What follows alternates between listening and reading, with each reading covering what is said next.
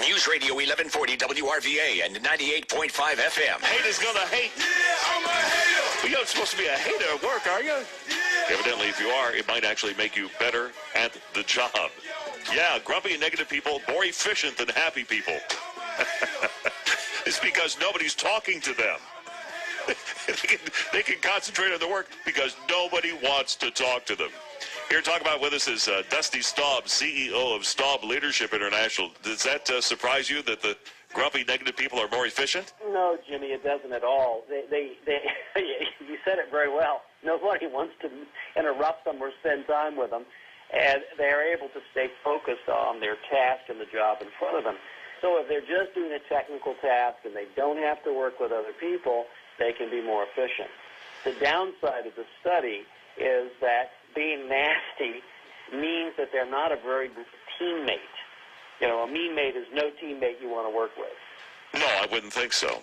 But that just means that if you have somebody like that, you just want to put them on projects that they can do by themselves, right? Exactly. And so if you have projects where you need someone to be very focused and usually very technical, you can put that person, they'll be totally happy not having to relate or connect with anybody. But most of the important work, most of the complex work, takes the teams to get it done. And to work in a team, you have to have a ability to bend and work with other people and different dispositions. And somebody who's a hater, as they describe them in the article, or is mean, is usually really not a very effective teammate.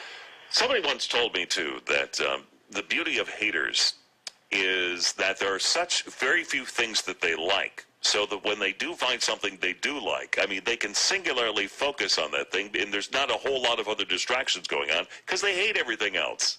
Yeah, I think that's a brilliant statement, Jimmy, and in fact, the study tends to point that out, that they like what they like, they hate most everything else, and so the things they like, the things that brings them some joy is what they focus on, and they tend to be very, very good at that. All right, so do I want to have haters in the office or not? There's got to be some other unintended consequences of having a bunch of haters at work. It can't be good for morale, can it?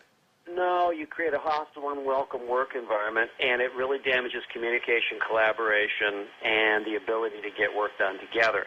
In fact, a lot of the work we do is helping teammates and bosses deal with people who are brilliant technically, but just don't know how to work nice with other people. I became a fellow in the School of Engineering at Virginia Tech because I helped them develop a process to help their engineers know how to play nice with other people.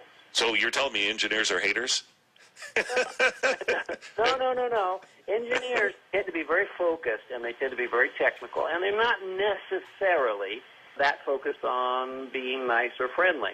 However, they can learn that because you don't change personalities, but you can change behavior. Yeah, we're talking to Dusty Staub, CEO of Staub Leadership International here on News Radio 1140 WRVA and now at 98.5 FM. Let's say I'm a boss and I don't want to have haters in the workplace. Are there a series of questions that are not overly obvious that you can ask to find out if somebody's a hater? Yeah, well, you can ask somebody, tell me about how you like to approach your work. Tell me what is your approach to dealing with teams. When conflict occurs, tell me about how you tend to resolve that conflict.